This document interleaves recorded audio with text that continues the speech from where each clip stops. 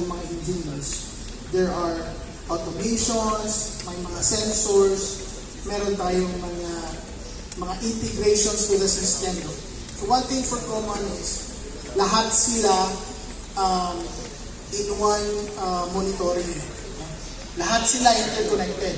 So, yung mga monitoring nila civil, monitoring nila electrical, yung SCADA, diba? So, lahat sila interconnected. Papunta doon sa traffic control systems namin. Okay?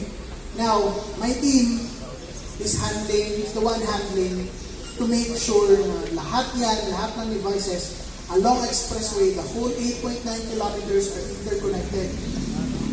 So lahat yan, make sure namin na wala mag-offline, lahat naka-active siya or nakabuhay siya sa network. Okay. So, quick overview lang for our networks. No? So, as mentioned kanina, dun sa mga computer engineering students, we have 3 networks here in CCLX, subdivided into 3 networks. So first is our traffic systems network, our toll collections network, and our back office network.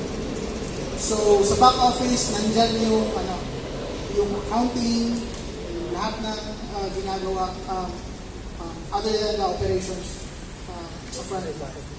For the traffic, lahat ng mga systems including CCTV, yung mga speed cameras, including na dyan yung SCADA nila electrical, yung mga pag-monitor ng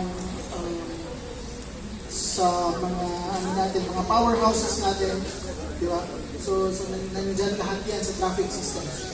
For toll collections naman, everything nandiyan sa plaza is nandun sa toll collections na network.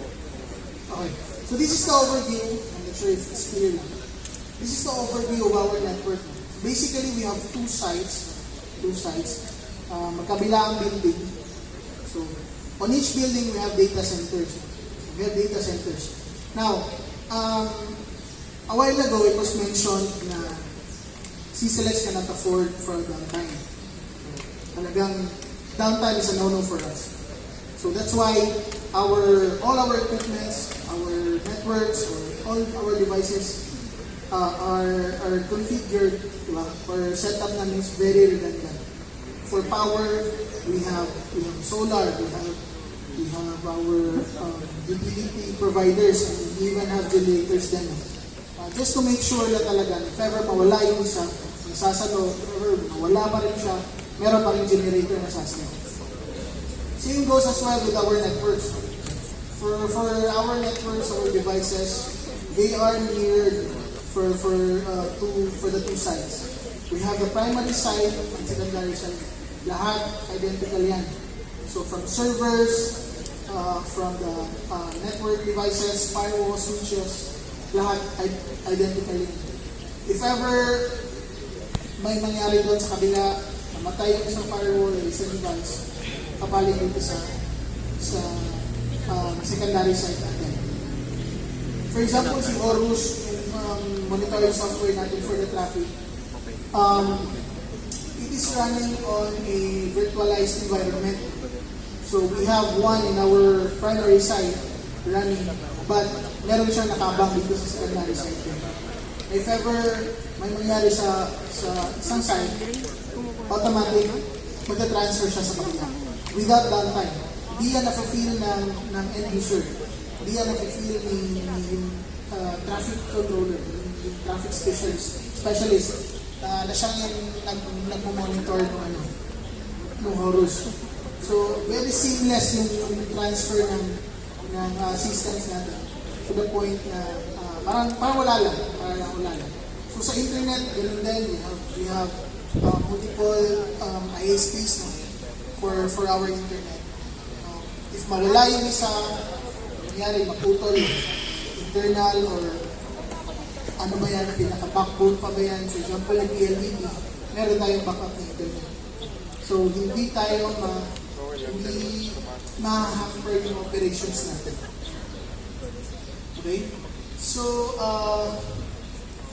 just be very quick lang kasi after this one, we will be, maybe you have questions so we can answer all your questions. So, these are some of the technologies na tools na we are using. So, for our networking devices, we have Cisco. We're using Cisco for our access points. We also have some Cisco switches for the level 2.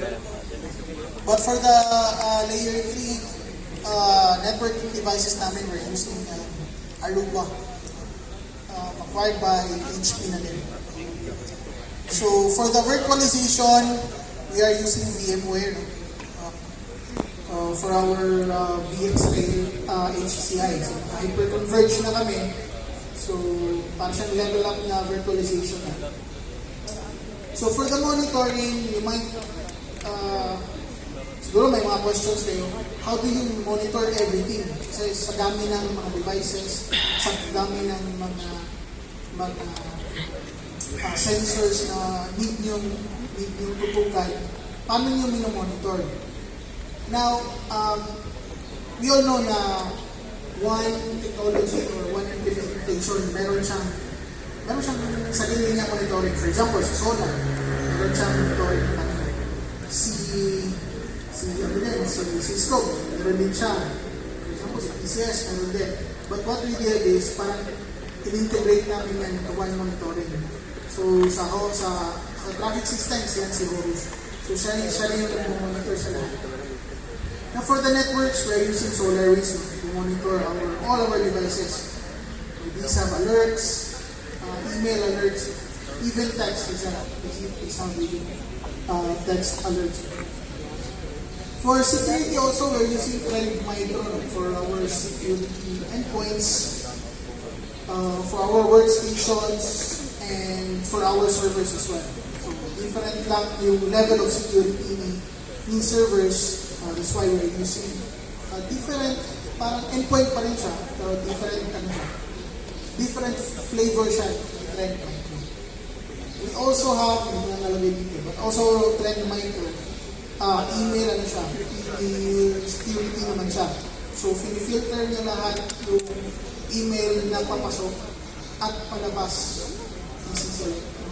So, we all know naman ngayon, diba? Dami ng mga spam emails, maraming phishing emails. So, yung technology ngayon is meron siyang heuristic approach of detecting those kind of attacks. So, madidetect niya if this is a spam email, if this is a phishing email, if meron siyang mga attachment na may mga Trojan or kumbaga +1 na mga attachment. Okay? So of course, being the leading utilities provider in the Philippines, CMPC, we cannot afford to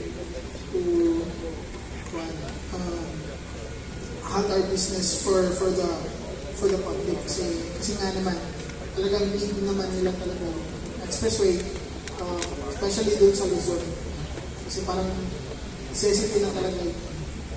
Kailangan namin to make sure lang na yung systems namin is prepared for any disaster.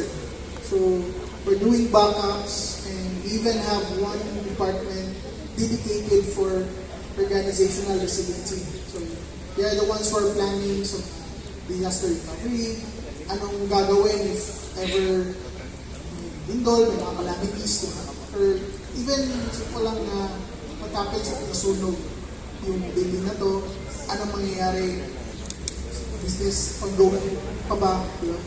So, ganun, yung mga ganung plans. So, we have separate department for that. Now, for C-Select, we are using Vim for our backups.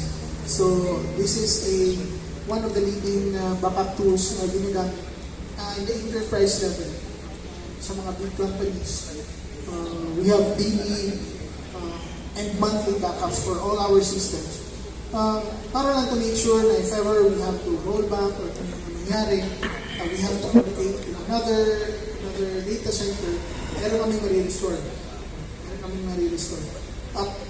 This is even up to the file level ng mga employees na for example, accidentally na-delete nila yung files nila. Diba? Or may mga employees na hindi kasi mawawala na yung mga employees na natatanggal for some reason, before siya nawala, i-delete niya yung mga files niya or kaya niya yung mga files sa company. So, we're confident na ma-restore natin yan kasi we have daily backup for all our systems. Okay? So, yeah. I think that would be all.